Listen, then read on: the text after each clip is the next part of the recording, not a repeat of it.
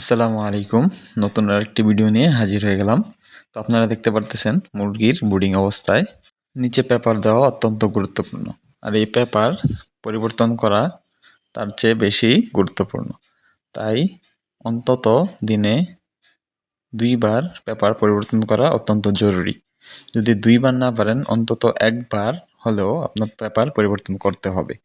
অন্তত ৭ দিন পর্যন্ত আপনি ব্রুডিং অবস্থায় মুরগির নিচে এই পেপার ব্যবহার করতে হবে। ৭ দিন যদি না পারি, সর্বনিম্ন ৫ দিন অর্থাৎ রানীক্ষেত ভ্যাকসিন করানো পর্যন্ত আপনাকে এই পেপার বা অন্যান্য কাগজ ব্যবহার করতে হবে।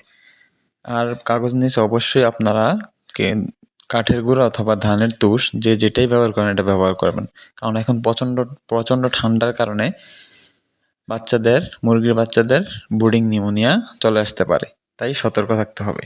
আর আপনারা যদি পেপার না ইউজ করেন তাহলে একটা সমস্যা দেখা দেয় কি, যখন প্রথমেই আপনারা বাচ্চাটা ব্রুডিংয়ে নামান হ্যাচারি থেকে এনে, তখন কি হয় বাচ্চারা খাবার এবং কাঠের গুঁড়া বা ধানের তুষের মধ্যে পার্থক্য বুঝতে পারে না।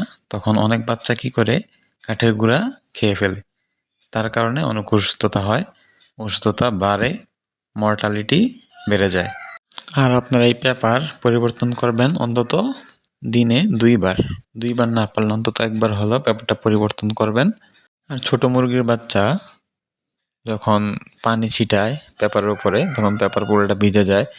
তো এই অবস্থায় যদি দেখেন যে পেপার পুরোটা স্যাঁতসেঁতে হয়ে গেছে, তখন সাথে সাথেই আপনার পেপার বা যে কাগজ দিতেছেন ওইটা পরিবর্তন করতে হবে। কেননা যদি না পরিবর্তন করেন তাহলে আপনার ব্রুডিং নিউমোনিয়া হওয়ার আশঙ্কা খুবই বেশি।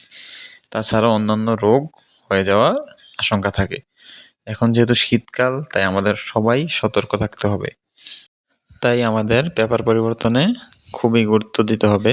কেননা পেপার পরিবর্তনের দ্বারাই আপনার বাচ্চা সুস্থ থাকবে। পেপার যত আপনি পরিষ্কার রাখবেন, বাচ্চার সুস্থতা তত বাড়বে, মর্টালিটি মৃত্যুর হার তত কমবে। আর মৃত্যুর হার যত কমবে ততই আপনি লাভবান হতে পারবেন। বাচ্চা সুস্থ থাকলেই আপনি খামার করে লাভবান হতে পারবেন। তো এই ছিল আজকের ভিডিও। সবাই আমার জন্য দোয়া করবেন। সবাই ভালো থাকবেন, সুস্থ থাকবেন। আসসালামু আলাইকুম।